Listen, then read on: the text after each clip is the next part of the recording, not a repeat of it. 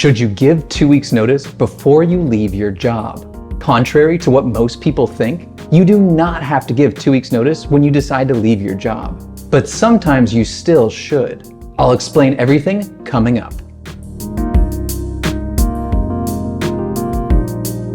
Before I begin, I am an employment lawyer in Seattle, Washington, but nothing in this video is legal advice. Talk to a lawyer about your specific situation to get legal advice. Okay, let's begin. This may come as a surprise to you, but you do not have to give 2 weeks notice when you quit your job. Giving 2 weeks notice is a courtesy, but there is no law that requires you to do it. Sometimes you should give 2 weeks notice, and I'm going to explain that a little bit more in the next chapter of this video. But first, let's talk about why you don't have to give 2 weeks notice. Well, it all comes down to the at-will employment rule. Now, I've made a number of videos about the at-will employment rule already, so check out those videos on my channel for a deeper dive into the subject. I'll link to those videos in the description and in the card. But I'll give a brief overview of the at-will rule right now too. The at-will employment rule basically says that employer-employee relationships are totally voluntary, and either party can end the employment relationship at any time for any reason, with or without cause, and with or without notice. In other words, it's at will. That's why it's called the at-will employment rule. Now, the at-will employment rule is generally not very good for workers because it means that your employer can fire you for any reason under the sun, even made up reasons or no reasons at all. The only reasons that they cannot fire you for are those illegal reasons that I've made many videos about. To understand the illegal reasons for termination, watch the rest of the videos on my channel. But while employers can fire you for any reason with or without notice, the same is true for the employee. Employees can end the employment relationship at any time for any reason by quitting. And employees don't need to give notice either. So the at-will employment doctrine cuts both ways. Your employer can fire you for any reason and they don't need to give you notice, but the same is true for you. You can quit for any reason and you don't have to give notice either. But even if you don't have to give notice, sometimes you should. So let's talk about that now. Now you understand that you don't need to give notice, but that doesn't mean you shouldn't. There are a few situations where even though you don't have to give 2 weeks notice, you still should. So let's talk about those now. The first situation is if you signed an employment contract with a notice requirement. Now what that means is that you signed a contract with your employer that included a requirement to give notice before you quit. And these contracts aren't super common, but I have seen them. The important thing to consider is what happens if you breach that contract by not giving notice. Well, the most common consequence is that you forego some compensation package that you would have gotten had you given that notice required under the contract. So if it means you get to collect a compensation package if you give notice that you would not get to collect if you do not give notice, then by all means you should give notice and collect that compensation package. But every contract is different. So if you're in this situation, read the contract carefully and talk to a lawyer. The second thing to consider when thinking about giving notice is whether you want a positive reference. If you quit your job abruptly without giving notice, it's unlikely that you will get a positive reference from your employer.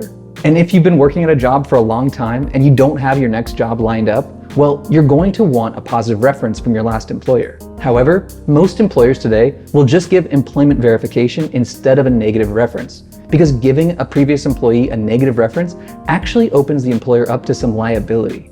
To learn more about that, see my video on the 3 illegal lies. I'll link to that video in the card and in the description. But even if you don't get a negative reference, you're definitely not getting a positive reference if you leave without giving notice. And a positive reference is really helpful in finding a job. So if you want a positive reference, give notice. The third thing to consider when thinking about giving notice is maintaining good relationships. Now, obviously, if you have good relationships with your coworkers, it is the courteous thing to do to give the company and your coworkers notice before you leave, so that they're not blindsided and swamped by all the work that they have to cover for while the company finds your replacement. But another type of relationship you should be considering here is your professional network. You see, most people remain in the same industry throughout their career. They may move around from company to company, but they remain in generally the same network of people.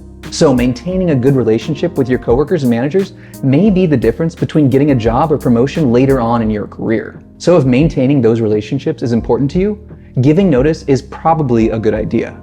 So now that you know when to consider giving 2 weeks notice, let's talk about when you should not give 2 weeks notice.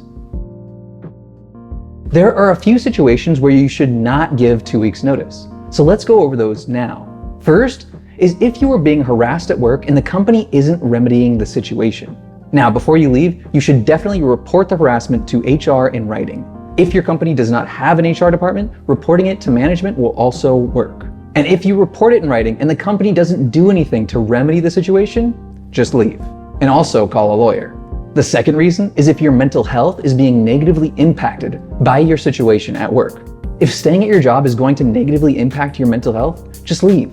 It's not worth it to stick around. Your mental health and your emotional well-being are more important than your job. And if sticking around for another 2 weeks is going to impact you negatively, just get out of there. Third is if your working environment is unsafe.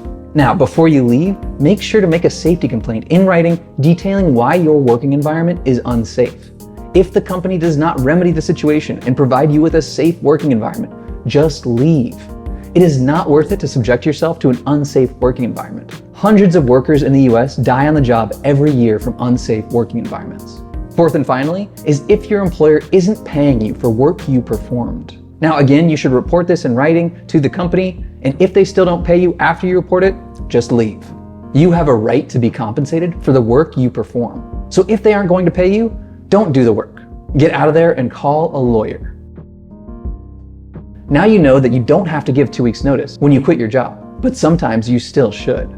You should consider giving notice if you sign an employment contract with a notice requirement, if you want a positive reference, or you want to maintain good relationships. And you shouldn't worry about giving notice if you are actively being harassed at work, your mental health is taking a hit, your working environment is not safe, or your employer isn't paying you. If you like this video, hit the thumbs up button and subscribe to my channel. I make videos about the laws that protect workers. The more we hold employers accountable for their wrongdoing, the more we protect other workers. That's all for me this week. See you next time.